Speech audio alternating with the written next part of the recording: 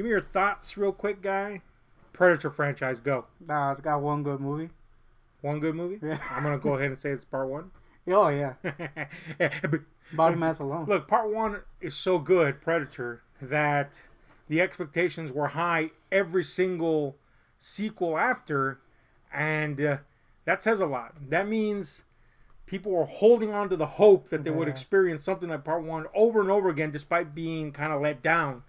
And by kind, I mean pretty much everybody was like, pretty much the majority for each film was like, that was a thing. Mm-hmm. Now, don't get me wrong, each of the subsequent films, barring maybe The Predator, has its fans. But I think we can all agree that none of the subsequent movies ever even came close to the first one in quality. And body mass. And body mass. You know, you got to have a lot of oiled men, or sweaty men in this case, to really make it good. Or do you? That's the question we're asking today, because we're talking about the umpteenth million movie with a predator in it. This time called Prey. A little subversive titling there. Not subtle, but subversive for sure. Definitely not subtle. Not subtle at all, some would say. But this is not a subtle series, guy. This is literally a series about sweaty aliens with dreads. He coming is to sweaty, hunt. isn't he? Mad sweat, guy.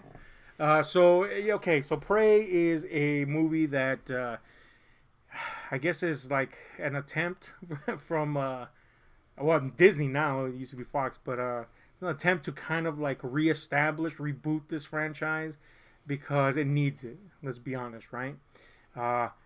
Predator 2 has its fans, but we've talked about how upon revisiting it, it has some cool parts, but the whole just didn't work for us. It wasn't good. You know, well, just straight up, we both were like, that's not good. Yeah. Predators, I happen to like Predators a lot, but I'm the first one to tell you that it's basically part one, only on another planet and with less cool people. I liked Predators, but I think it's kind of like a movie that I could do without. Yeah. Even though I like it. It's not essential. It is a good watch, but is it like part one status? Nah, homie. But there's a lot of people that hate Predators. You know what I'm saying? And the Predator, we'll just throw that in the fucking trash. Let's just be honest. It's fucking caca. You know? Any version. And I read the script, several versions of the script, and I saw the movie, and it blew my fucking butt.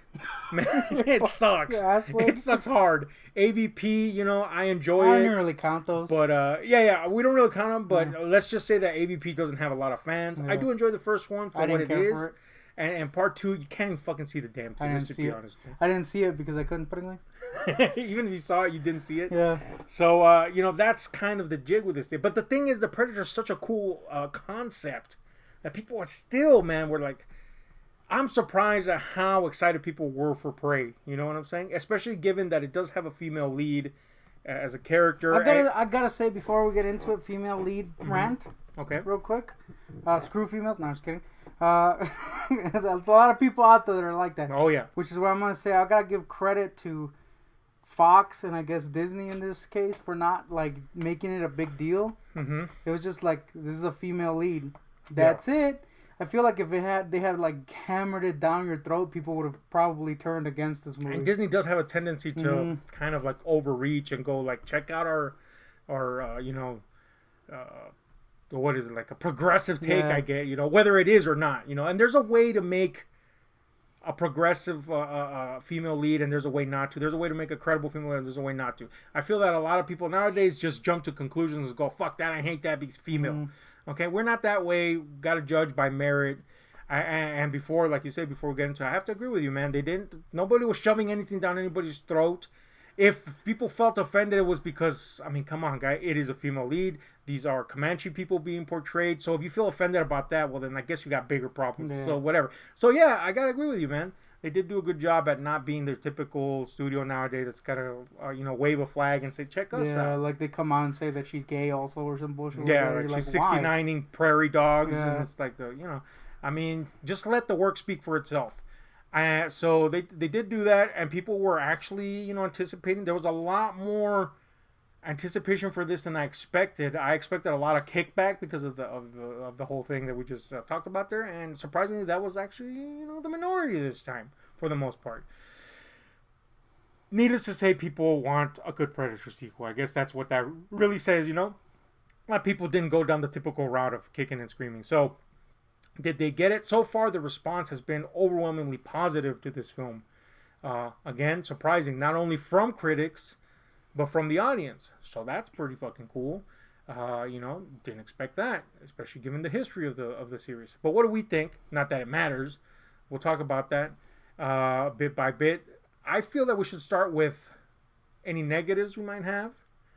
I have one that's at the top of my mind right now, and it's that this film does not necessarily look like it's cinematic level quality of visuals, in terms of the effects. Some of the effects are amazing. I was about to say that was my kind of negative, is some of the effects are a little, especially like the beasts. Yes, like the animals, like bears and lions, mountain lions. Yeah, the bear specifically is fake as shit. And so yeah, in terms of the effects, some of the visuals are more on par with like a high quality TV show, and even sometimes not that good. Because we've seen some TV shows like from HBO where the effects are amazing. So, you got to take that in stride. Some people are knocked out of immersion because of that, but I feel like if you're seeing a movie about Comanche people in the 1700s and they're speaking perfect English, your immersion argument goes out the fucking window. You know what I'm saying? But, some of the effects aren't amazing, and they border on almost like bad sometimes. But I feel that the film itself is what allows you to forgive that, especially as they kind of save the bulk of the good effects for when it counted the most. And I don't know if this is the result of the fact that maybe they weren't confident in the film to go to theaters because of, the Predator incident. And they just were like, you're going to do this for Hulu and that's what you're getting. That's just, I don't know. Maybe there was a rush. Maybe because of the fucking coronavirus. I don't know what the fuck. But the point is that's something that exists in this film. And as a viewer, you're going to either accept that or you're not. I personally, because I spoiler, enjoyed the film quite a bit. Didn't mind that, but it is something that I can't ignore. That bear be looking whack. I agree. That bear was fake as shit. The bunnies were fake as shit. Fake bunny. I think mostly it's on the beasts for me. Like obviously the Predator's CG for a lot of the movie. When he's like in the what's it called? Invisimode. Which, by the way, I gotta give some shit to the Yautja boys out there. If they're coming down for a fair hunt or a hunt, shouldn't they not be invisible? Like, that's kind of a douche move. That's always been my argument about the Predator. There is really no honor in their hunt. Right? Because they always have something of an upper hand. It's like, come on, guys. Even when they strip down, they have something of an upper hand. So, I guess that's maybe an intentional thing, the dubious honor of the hunt, but it's maybe especially in this film, because this film is trying to make a point, and it's doing it, thankfully, in a very subtle and character-driven way, which I think is what will win over even the whiniest of incels, is that the interest of this film primarily is to get you engaged in these people's lives, make this female lead credible, her plight something that you can understand. She's not like, bucking the system. No, they literally present the Comanche people, as most societies, largely driven by patriarchal type, structures, a hierarchy. But nobody's, aside from the regular, clash between different sexes that we see to this day, there's no like overt, like, situations where you're just like, come on, guy, you're taking it too far. It's credible situations. This woman is just wanting to go through this rite of passage to feel at one with the place that she feels she belongs in with her people. And I think they handle that very well. I think the relationship between her and her brother is really the lifeblood of this movie. I do got to say one thing, though. Okay. This movie do be having some dark-ass nips. There's a lot of dark nipples. We talked about the dark nip conundrum before, and I was like, "Oh, those are dark right there." Yeah, but they're a darker skinned people, so it's complementary. I'm just saying, I don't think I had. There is one guy with some nip. I didn't want to say it. I was trying to get around. There's just the one guy. There's the one guy whose nips are like straight up fucking goat nips, onyx nips. Yeah. But nips aside, I think ultimately what will engage people is that this is not a story where we have a Mary Sue problem, which, you know, some more modern takes, they push the capable lead a bit too far. But you could argue that about male leads in action movies or shit like that. I mean, all of a sudden they can do all this shit. Here we have leads that feel like, you know, they really feel like they're underdogs, even when they're technically not supposed to be, you know. Yeah, and I'm including the male Comanches in the. They're supposed to be these hunters, these badass, these war chiefs types, you know. Yeah, but they don't seem like cartoony. They don't seem cartoony. Like we can all say that Dutch was pretty cartoony, but he was great. Yeah, but and that's a different vibe for that movie. But here we have, you know, these people that we understand their society and the way they work. They're and like normal culture. people, basically. They're normal people, and we have this female that has, first of all, is whip smart and has aspirations for something. But here's the thing. This is why I say the relationship with her brother is the lifeblood of this movie, is because they complement each other. She has strengths that he doesn't, and he has strengths that she doesn't. And the movie admits that. And that's really how life fucking is. You know what I'm saying? Yeah. So we can work together. And it's, you know, that dynamic that really drives her story forward, because she is the lead character. And we see her actually struggle, and it feels like you want her to see her win. You know, you don't feel like you want to punch her. Yeah, I liked her. I don't think she's like... I'll say this about like mostly everybody in the movie. I don't think they're like the best actors. They're a little like... But they're very affable. Yeah. The you know, you can kind of like, you know, when people speak, you're like, all right, that sounds like someone saying a line. It's like that throughout the movie for everyone, I think. But like you said, they're likable, and you're very like, whatever, likable. It's fine. Especially her. She's got a good face. A good face review. I'll give it like a 9. Yeah. It's just like a likable face for some reason. Yeah, there's a vulnerability to it, but there's also a strength in it. Yeah. And it reminds me a lot of like Ripley's, you know, kind of the way Ripley came off in Alien. You know, you understood that she was a strong person. Yeah. And she was a smart person, but she could also at any moment die at the hands of the threat. And we have that in this character, and I think that's fucking great. And and her and her brother, and even the people that are kind of jerks to her, and the people that aren't jerks to her and her tribe, they're all just alike. They're credible, likable people. The only people that aren't likable in this movie are the French! The French are so annoying. Dude, the French in this movie are visually annoying on top of being just annoying assholes. And I know there's going to be some people that are like, oh, of course the white people are assholes. Well, you know... They're French. Given the time, first of all, they're French, and given the time, kinda, right? You know, but they present it in a way that's again credible to these people. You know, they almost present the French in this case as kind of a threat of their own. You know, that the movie actually, as the movie develops, we're actually following kind of two storylines. We're following her storyline, this lead character storyline, as she tries to, you know, overcome the societal boundaries that are set upon her. And we're following the Predator as he works his way up the predatory ladder. Yeah, he starts off with, like, the lamest freaking trophy of all time. I was like, snack. Come on, I got a snack, guy. A fucking snack. Imagine going back to your boys in space and being like, I got a freaking snack. Hey, but every cool Predator figure or toy, whatever, has little trophy belts with little fucking skulls. Guy, you gotta get those somewhere. That's a good point. And he does be putting them little skulls on his belt in this movie. Yeah, he does be doing that. But they're both working their way up a ladder, so to speak. Predator in the sense of his culture. That's right, Predator's his name. I think John Predator. John Predator, yeah. And this chick, cousin of Gornak. And this chick in the sense of her culture. And I thought that was a really cool parallel, especially when they start to convene and you realize that the Predator wasn't even thinking about these natives.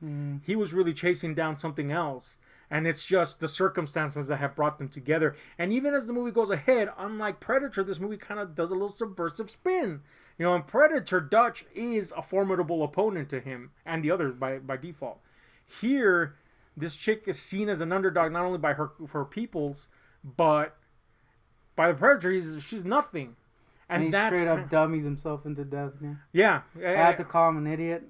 And it's kind of a fucking great way to remix the formula and yet remain exactly where Predator needs to be.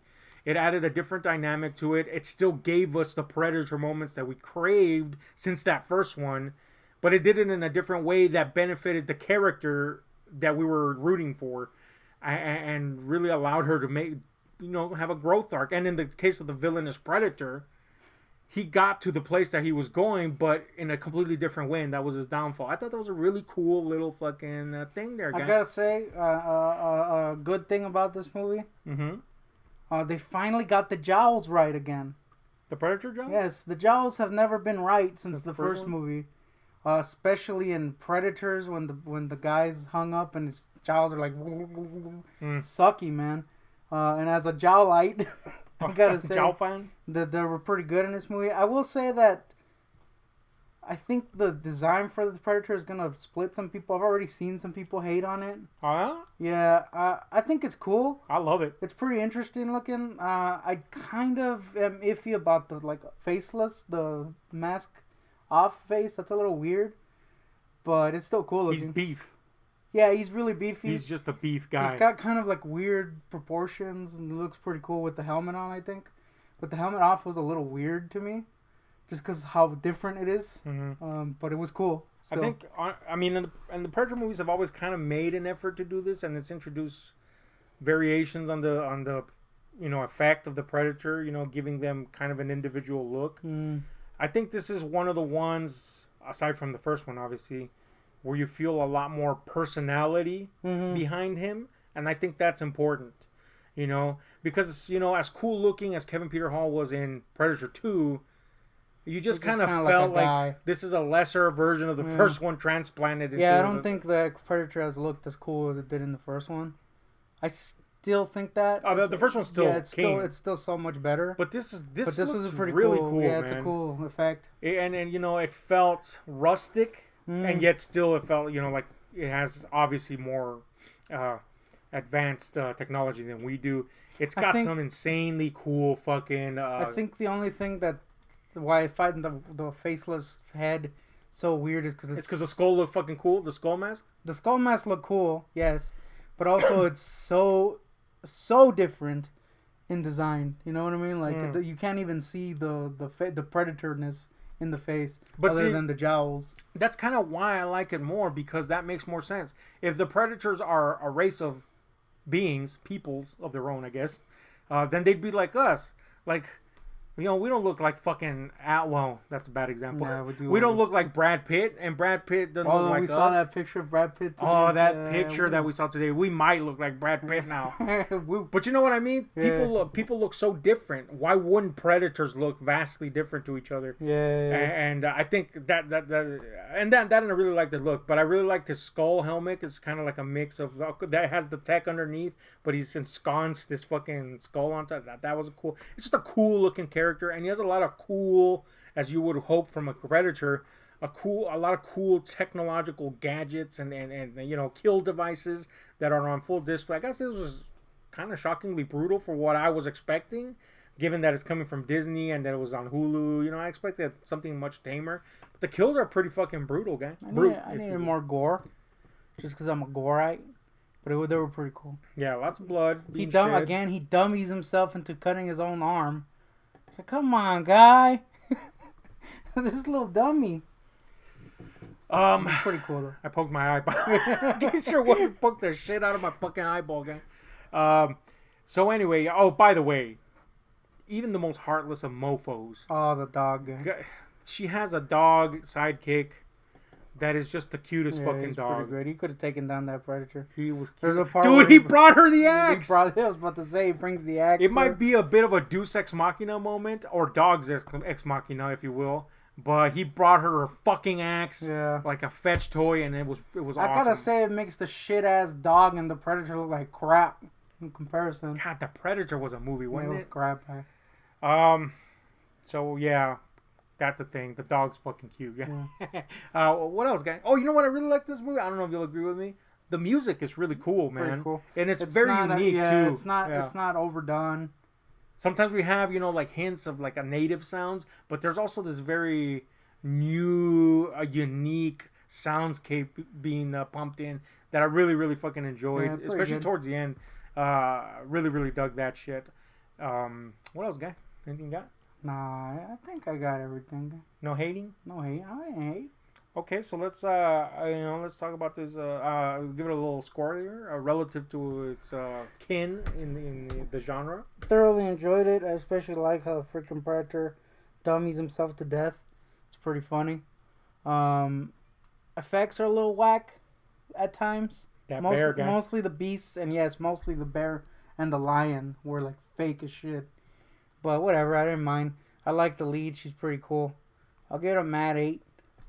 I would say that I thoroughly enjoyed this movie, despite the shortcomings that are just on a technical level for me.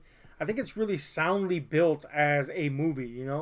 They really thought out how the themes could all tie in together, all the way to the Predator's death. I guess spoiler. I mean, I'm pretty sure everybody knew that, right? What's gonna happen? They built up really well. All this stuff structurally. The film works very well, and it overcomes something that I think the sequels never overcame, and that's that if you're gonna make a sequel to the Predator, there has to be a little bit more meat to it, but you can't lose the leanness of it either. And this movie is that. It's lean, it's mean, it's simple and direct to the point, like the Predator, like the original Predator, not the Predator, the original Predator movie. But it also has a little bit more substance going for it. The characters are a little bit richer, so you can actually get behind them a little bit more in a different way. And again, they turn the tables. All that is really good, and it still delivers on the Predator experience.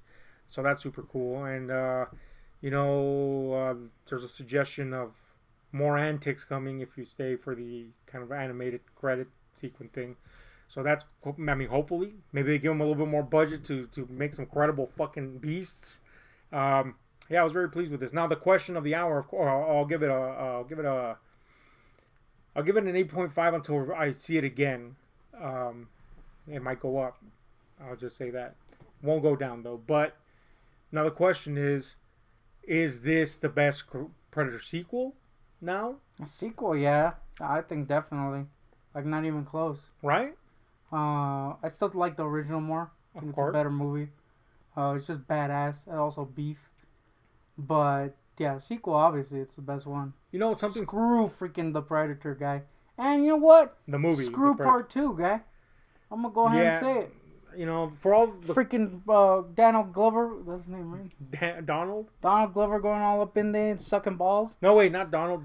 No wait. Now I'm getting my Glovers mistaken. Danny Glover. Danny Glover. Donald Glover's something completely being different. An old ass turd. No, look. For all the cool moments sprinkled in part 2, visually or just little moments where you're like, that's cool. And it just doesn't add up to a good movie. It just doesn't. No hate if you like it, of course. At one point I liked it, but it's just not a good. But whatever. We're not talking about that. This is easily. Yeah, I agree with you. This is the best Predator sequel, and maybe there's more to come. I feel even a little tweak, like if this movie had looked a little bit more rustic, dirty, in the wild, even that would have helped it.